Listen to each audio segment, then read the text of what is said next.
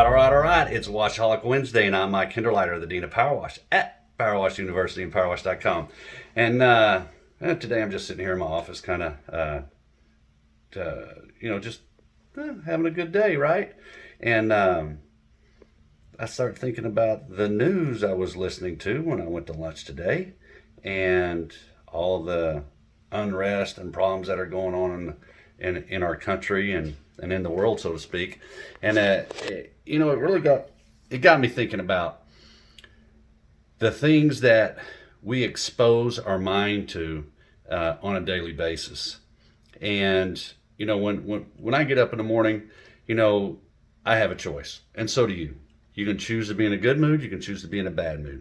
You can choose to accomplish and conquer the day, or you can choose to lay there and do nothing and be sad and depressed. Now I get it. Some people have some clinical issues with that, but 99% of us don't. So, the point is, for me, I make choices, and you can too. So when I choose to turn on the news, I need to think about what drives the news. What motivation do they have for reporting the news and for building an audience? Why do they build that audience? So they can sell advertising. What type of audience do they want to build, and what type of advertising do they want to sell? So these are important things to consider when we're listening to a news broadcast or any kind of media that's shared out there for us as consumers to either watch or listen to. What drives it?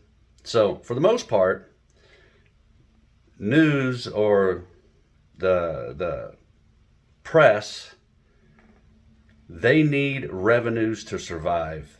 They have to have them, and they need us to watch. So especially here in this country, if you listen to news in other countries or the media that in some countries it's not. It's basically, it's run by the government. But we have a free press. The problem with the free press is that they need revenues. And to get revenues, they need the audience. So how do they get the audience to tune in? By reporting on controversial topics, by reporting on things that get our emotions ramped up. And unfortunately, a lot of the things that keep us tuning back, or by natural, it's kind of like, the car wreck is fixing to happen, so you're tuned in. You want to see that car wreck or the train wreck, right? You're waiting to see the train wreck. It's like in high school when two kids are fixing to fight. The crowd starts to develop. They start to swell around. They want to see these two guys go at it. Or girls, or guy and a girl. I mean, I don't know. Doesn't matter. The fact is, they know there's fixing to be something dramatic that takes place, and that draws in the crowd. Now they have the crowd. Now they have the advertisers that want to sell to that crowd, and they can start advertising to that crowd. That's what media does. It's not always about telling us what's important and what not. And unfortunately, what draws a lot of people in are the negative things that happen and negative things that take place in our day-to-day life. So if you want to be happier, don't watch so much news. I guarantee you're going to be happier pretty quick. Let me show you something that made me real happy. When I was on vacation about a year ago, I got that big old barracuda. It stays right there, and it reminds me. I keep pictures of my family there on the wall to remind me all the time why I'm here working, what drives me, and what keeps me going. I don't need the news. I don't need some warrior type mindset that I'm going to change the world. If I can change my family and have a good impact on them, I'm happy, because that'll influence them, their friends, and their circle of influence. That's what I want to do. I want to affect my circle of influence.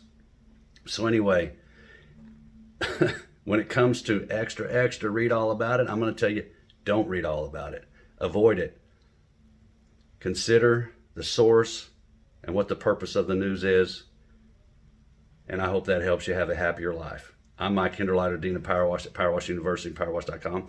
I hope you have a safe and successful week. I'll see you next time.